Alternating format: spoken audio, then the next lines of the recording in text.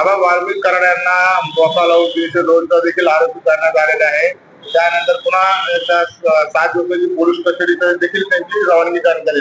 काय आपण खरं तर कायद्यापेक्षा कोणीही मोठं नाही हे आम्ही पूर्वीपासून म्हणत आलो, परंतु वाल्मिक कराड यांना एका फोनवर SIT लागलेली आहे.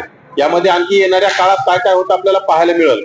खरं तर त्यांच्या विरोधात आरोप असतील, त्यांच्या विरोधात पुरावे आहेत नाहीत आणि त्यानंतर त्यांच्यावर येणाऱ्या काळात काय कार्यवाही होईल हे आपल्याला माहितीच आहे. आणि आम्ही यापूर्वी सुद्धा म्हटलो किंवा जे कोणी दोषी असेल तर नक्की त्यांना शिक्षा होईल, त्यांना म्हणजे त्यांच्यावर कठोर कारवाई होईल.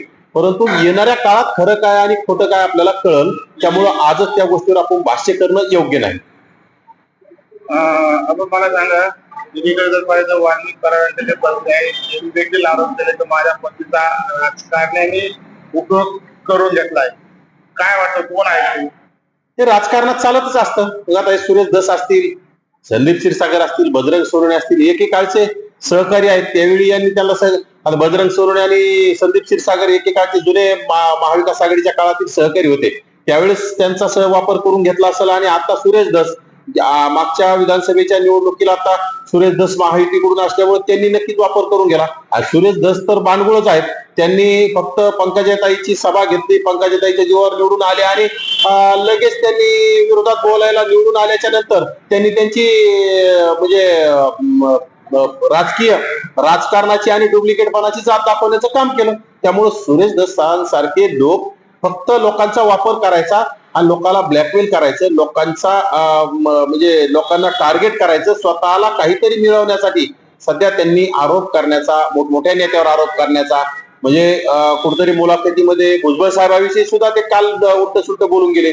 म्हणजे खरं तर सुरेश धसांना लाज वाटली पाहिजे. भुजबळ साहेबांचा याच्यात संबंध नाही, परंतु मागचं काढलं किंवा भुजबळ साहेबांनी मला PWDतून ही दिलं नव्हतं म्हणून मी भुजबळ साहेबांना जेलमध्ये भेटायला गेलो. म्हणजे भुजबळ साहेबांना लोक अडचणीत असलेले सुरेश धसांना लोक अडचणीत आले की स्वतःला मजा वाटण्याचं काम सुरेश धसांना होते. परंतु एक दिवस असा सुद्धा येईल की सुरेश धसांना सुद्धा जेलमध्ये जावं लागेल. सुरेश धस सुद्धा या बीड जिल्ह्याचा एक आकाच आहे, आष्टी तालुक्याचा एक आकाच आहे. त्यामुळे सुरेश धस सुद्धा लवकर हे लोक आता स्वस्त बसणार नाहीत.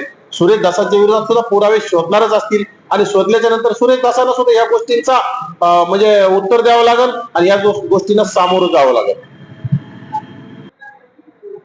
मला सांगा, लातूरमध्ये देखील एक घटना घडलेली आहे. त्या घटनेच्या ठिकाणी तुम्ही त्या 100 कुटुंबाच्या देखील भेट आणि सांत्वन केलेले आहे.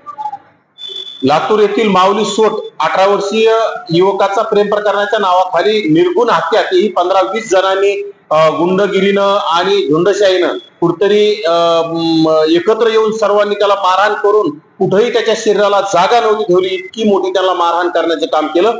त्या ठिकाणी सुरेश धस का जात नाही? त्या ठिकाणी हा जातीवादी जरांगे का जात नाही?